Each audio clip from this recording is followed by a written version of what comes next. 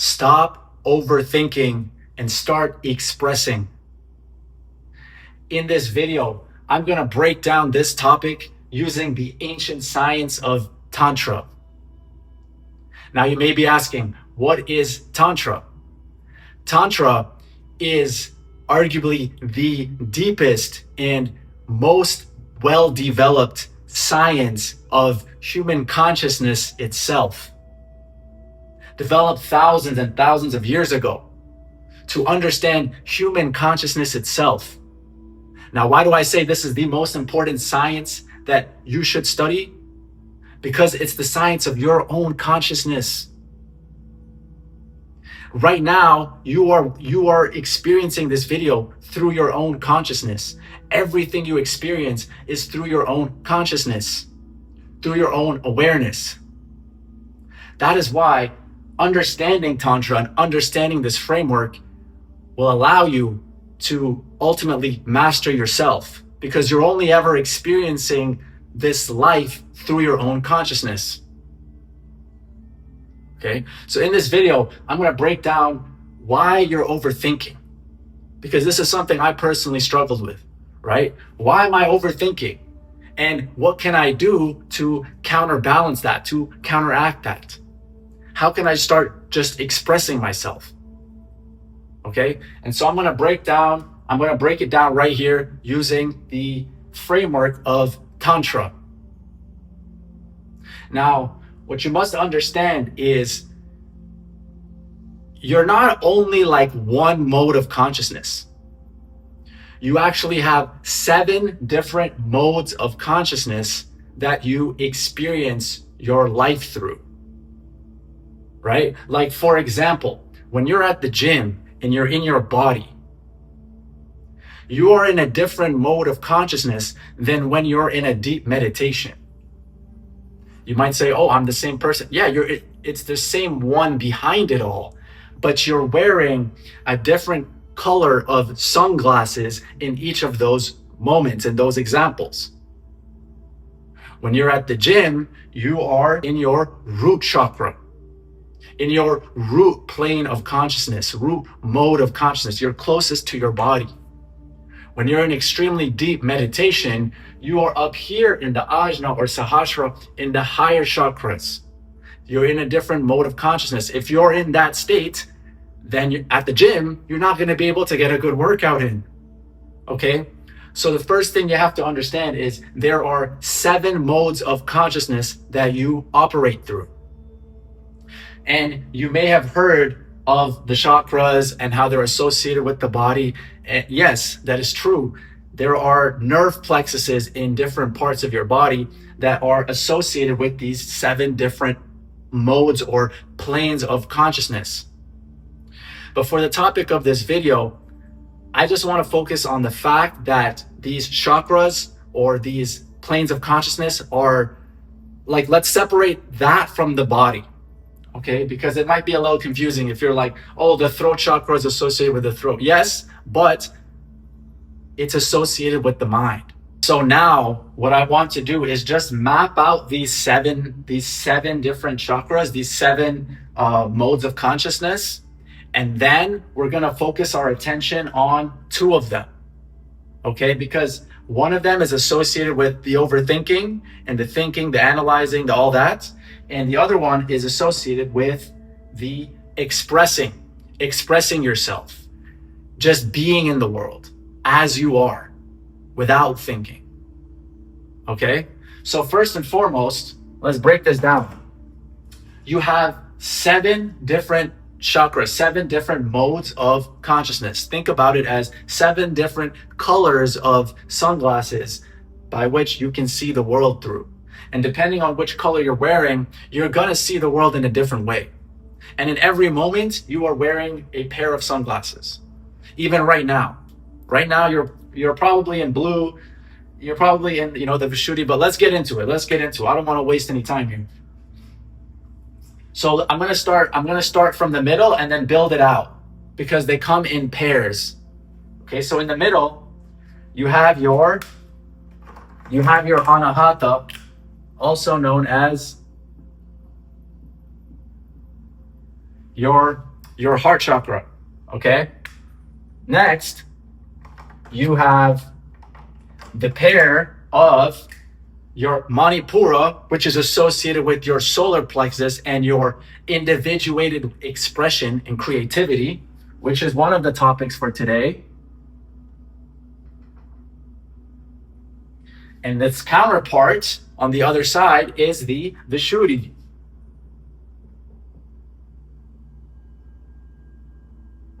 Your vishuddhi is associated with the throat, and this is what's associated with the mind, analytical mind, the thinking, the strategizing, the organizing. It's the structuring principle. Next up, we have the svadhisthana,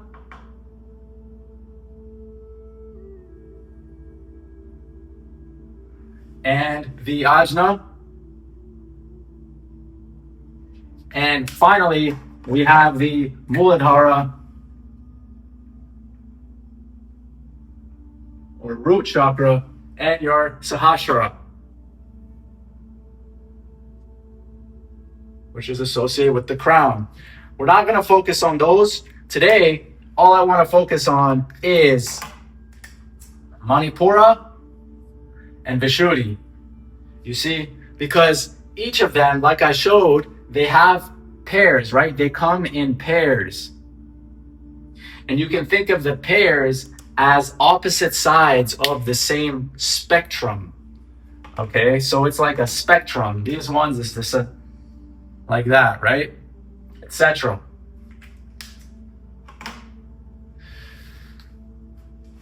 So right now, most of us, especially in the Western world, have a vishuddhi imbalance relative to the manipura.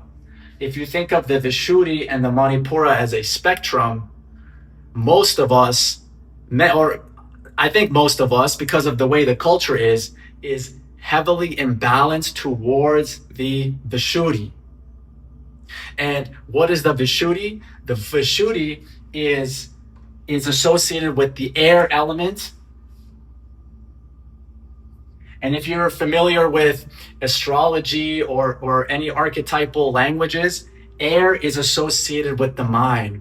It's associated with communication. It's associated with anything associated with the mind is associated with like analytical, strategic, strategizing, these kinds of things, right? It's all about making there's an order. We're thinking long term. We're thinking about the future. It's a very valuable skill, actually. It's a very important chakra.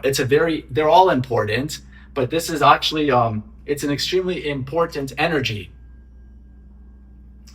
But like anything, if you have an over imbalance towards it, it's going to hinder the opposite side of that spectrum. And in this case, this is the manipura. Okay, and the manipura is associated with fire. It is your inner fire, and it is associated with the solar plexus. It is associated with your gut.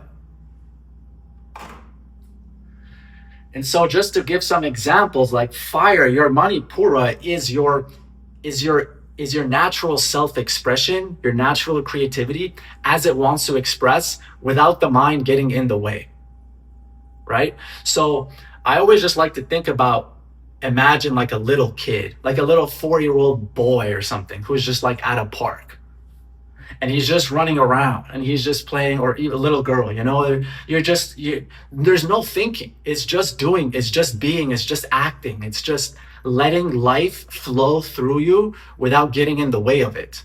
Pure self-expression, pure vitality, right? Pure living in the moment, right? This is that manipura.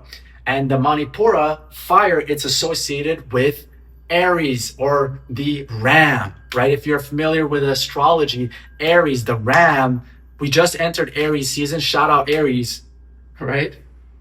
It's just that energy of just doing, right?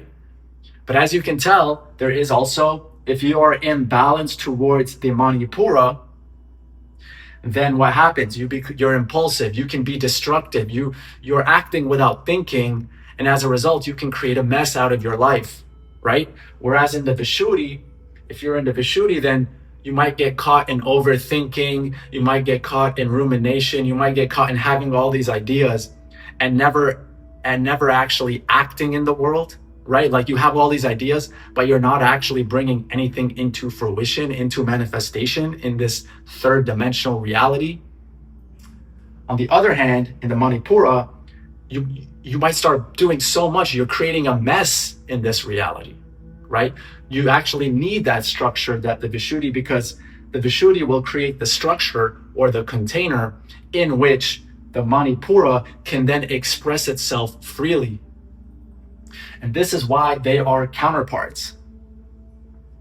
So if you are someone who find yourselves, trapped in ideas and trapped in the mind, and there's things you want to do, maybe you've been working a job and you hate this job, and it's been 6 months and you've been contemplating that you want to leave and you're not sure, and you're just in this contemplation in the mind, then you need to potentially activate your manipura, your fire, and ask yourself, okay, just take action. You take action. Or you see that cute girl or whatever, right? And you want to go talk to her. You just go. You just go straight up, just go. And let the creative energy flow through you. Whatever happens, what happens? It's like being like a kid again. It's playful. This is a playful energy. The manipura is a very playful energy with life. It's like a screw it energy. Screw it, man. Like there's no rules really. There's no rules out here really. We only created the rules as humans, right? And from the vishuddhi perspective, right? And that's what I mean, especially in the West, there's a kind of an overly vishuddhi environment. You feel like there's all these rules and laws, and all that's man-made, man. It's all man-made. It's literally a playground out here, right? So when you're in the manipura, you feel it. You feel like it's a playground. Like even for me right now, as I make this video, I'm trying to treat it like a playground. Like the reason why I started this YouTube page was for me to just get into my manipura more, because I struggled with this a lot, like being imbalanced towards the vishuddhi. So what is one way that I can get in my manipura is just throw up a camera and just start talking, bro. I just start talking. Like, yeah, I have some general framework, some things I want to touch on, but honestly, bro, I'm letting it flow through me even right now. I'm letting the vitality, I'm letting the creative energy flow through my mind, and I'm not getting in the way of it. And the thing that's blocking you, if you find yourself trapped in the vishuddhi, it is fear. There is a fear of expressing yourself, right? You either have a self-judgment, you have some kind of guilt, you have some kind of shame. There is something at the root of your mind. That's why they say fear is the mind killer. Fear is the mind killer. So it's even worse if you're imbalanced toward the vishuddhi and you have fear in the vishuddhi. Come on now. Right? So now we got to counteract that. And how do you counteract that? Is by getting into your manipura, getting into that inner fire, letting yourself just be in the world, letting yourself just express yourself, unfiltered, raw, like a child. Okay? And I'm passionate about this because for me, this is something that's genuinely changing my life. It's genuinely changing my own self-perception, right? And these are modes of consciousness, right? So it's like going from one mode to another mode. And there are techniques in Tantra to help you get into these different modes of consciousness, okay? So yeah, man, that's all I have for today's video. But like, if you find yourself trapped in the vishuddhi, trapped, sitting on the couch and just having all these ideas, but it's just in the mind, you're not actually letting it come through you and like into the world, then you gotta just play around. You gotta just dance. Get up, start dancing, do it, let your body flow, even if that makes no sense. Like something that I start to do sometimes, I'll throw on a rap beat and I'll just start rapping, bro. Rapping gibberish. Rapping. Sometimes I drop the craziest bars. I wish I was recording it. But like just the process of recording and this and that, it's getting you out of the it's getting you out of the manipura. Sometimes you just throw that song on, you just start dancing, even if your body starts doing things that you've never seen it do before. But that's part of the magic of it. That's part of the magic of it, is letting that raw life force flow through you as it wants to. All right? So I hope you learned something from here. If you did, if you enjoyed this, please like, subscribe, share, support the channel. I appreciate it. And with that, take care of yourself and become manipuric, my guy.